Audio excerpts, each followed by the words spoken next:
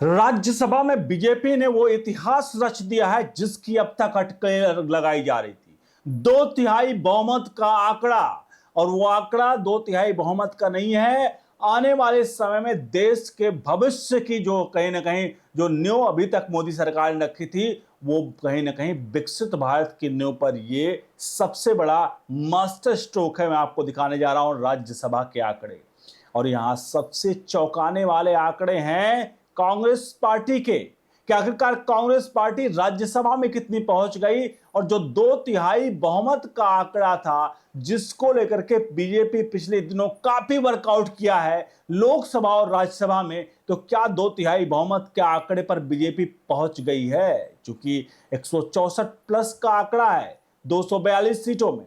क्या है पूरे आंकड़े मैं आपके सामने दिखाने जा रहा हूं। और आपको बता दें, इस पूरे जून में जो चुनाव हुए थे उसके परिणाम भी अब आ गए और हम जुलाई में चल रहे हैं। और ये परिणाम अब सदस्यता मतलब उसके शपथ लेने के बाद खड़गे भी leader of opposition of parliament के वहां पर शपथ ले चुके हैं, सभी शपथ ले चुके हैं। अब आपके सामने हम आंकड़े दिखाने जा रहे हैं, लेकिन जरा रुकिएगा। कांग्रेस पार्टी के आंकड़े देख करके आप अचंभित रह जाएंगे। वो पार्टी जो कभी अपने आप को कहती थी कि भारत इज कांग्रेस और कांग्रेस इज भारत, जैसे इंदिरा इज भारत और भारत इज इंदिरा कहते थे, लेकिन आज हालत क्या है कांग्रेस की आपके सामने आएगा। पहला आंकड़ा आपके सामने, राज्यसभा में वर्तमान स्थिति देखिए। राज्यसभा की वर्तमान प्रभावी सदस्य की संख्या 242 है। एनडीए के सांसद इसमें 141 हैं। मनोनीत निर्दलीय जिनके समर्थन की उम्मीद 10 हैं, मनोनीत और निर्दलीय जो है 10 सांसद हैं। एनडीए की पक्की ताकत जो है 141 प्लस 10 यानी कि 151 हो गई। और 2/3 बहुमत के लिए आंकड़ा 242 का है, में 162 का है, यानी यहाँ 11 सांसदों की अभी तक कमी लग रही थी कि 11 सांसद यहाँ पर कम होंगे। लेकिन 11 सांसद जो कम है उसको लेकर के बीजेपी ने जो वर्कआउट किया और सीधे तौर पर राज्यसभा में बीजेपी की जो ताकत थी वो कैसे निखर कर आई, और 162 का आंकड़ा जो 2/3 बहुमत का था वो कैसे पार पा रही, आपके सामने आंकड़े हैं। तो एनडीए की मौजूदा पक्की ताकत 151 सीट है। इसमें बीजेडी का समर्थन मिल रहा है। जी हां, बीजेडी हमेशा समर्थन देती रही है संसद में, भले वो अलग बैठती हो, लेकिन बीजेडी का समर्थन हमेशा से रहा। 5 सीटें वाईएसआर, यहां पर वाईएसआरसीपी का समर्थन 4 सीटें। कुल संभावित आंकड़ा यहां पर 160 का, यानी 2/3 बहुमत का आंकड़ा यहां पर 242 में 162 का, यानी अभी भी जो 200 मतलब अभी जो कमी यहां पर इस चार्ट में दिख रहा है वो 2 सांसद का है। लेकिन ये सांसद जो है कमी कैसे पूरी हो रही है? ममता बनर्जी और बहुत सारी चीजों से कमी पूरी हो रही है। आपके सामने और आंकड़े, हम आपको संक्षेप में आंकड़े दिखा रहे हैं, पूरा गणित समझिए।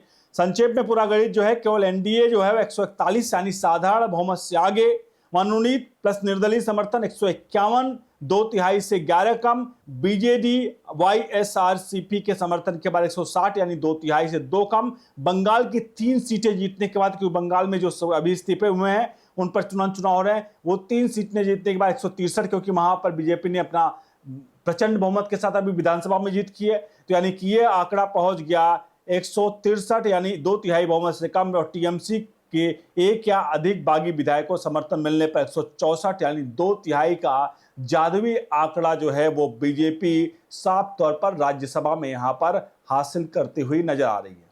अब आपको दिखाते हैं एनडीए वर्सेज इंडिया अलायंस का आंकड़ा। ये एनडीए वर्सेज इंडिया अलायंस का आंकड़ा दिखाना पड़ेगा, क्योंकि आखिरकार कांग्रेस पार्टी के आंकड़े भी आगे आएंगे, लेकिन एनडीए वर्सेज इंडिया अलायंस के आंकड़े आपके सामने जा रहे हैं। देखिए, एनडीए 164 सीट यहां मैंने दिखाया, और यहां पर इंडिया अलायंस 67 सीट महत्व पहुंच पा रही है। जो कांग्रेस कभी अपने आप को बड़ी पार्टी कहती थी, देश की राजा कहती थी, वो अपने घटक दलों के साथ भी 67 सीट पर पहुंच रही है। और बीजेपी से उसका अंतर सीधे तौर पर 97 सीटों के आसपास का है। मतलब 100 सेंचुरी लगभग मार चुकी है बीजेपी ने घटक दलों के साथ, और इंडिया अलायंस यहां पर 67 सीटों पर। अब हम सबसे प्रमुख आंकड़ों की तरफ लिए चलते हैं आपको, क्योंकि यह आंकड़ा आज के भारत का, हमारे मतलब विपक्ष में बैठी सबसे प्रमुख पार्टी कांग्रेस का है। जो कांग्रेस अब तक बताती थी कि उसका एक छत्र राज रहेगा, लेकिन उस छत्र राज में क्या कुछ हुआ है आपके सामने ये देखिए। बीजेपी इस वक्त 113 सीट, अकेले बात कर रहा हूं बीजेपी वर्सेस कांग्रेस, बीजेपी इस वक्त 113 सीट सबसे बड़ी पार्टी, कांग्रेस 27 सीट के आसपास मुख्य विपक्षी पार्टी है, 86 सांसद बीजेपी से कम है कांग्रेस के। 86 यानी 86 सांसद बीजेपी उसमें अलग है, वो है।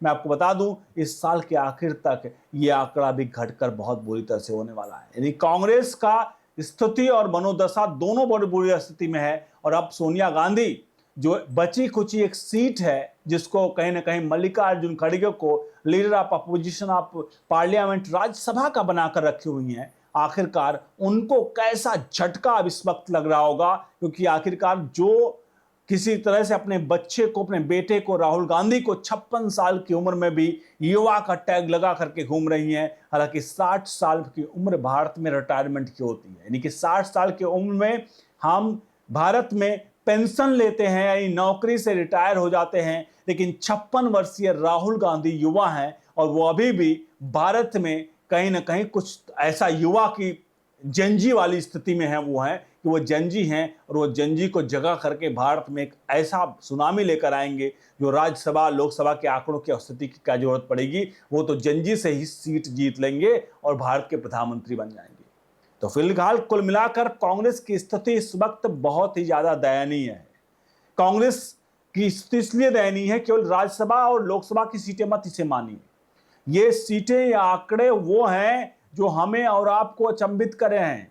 इसलिए अचंभित कर रहे हैं क्योंकि ये आने वाले समय में परिसीमन बिल, जो 2/3 बहुमत का इंतजार कर रहा था, जो अप्रैल के महीने में 17 अप्रैल को बिल गिर गया था, परिसीमन बिल जैसे ही पास होगा, और ये परिसीमन बिल पास होना अब 110%, 100-200%, मतलब 100 से ऊपर जितना भी कहिए तय है कि वो तो होना ही है। क्योंकि जब राज्यसभा और लोकसभा में 2/3 बहुमत बीजेपी क्रॉस कर रही है, तो कोई भी माई का लाल नहीं रोक सकता कि ये बिल ना पास हो पाए।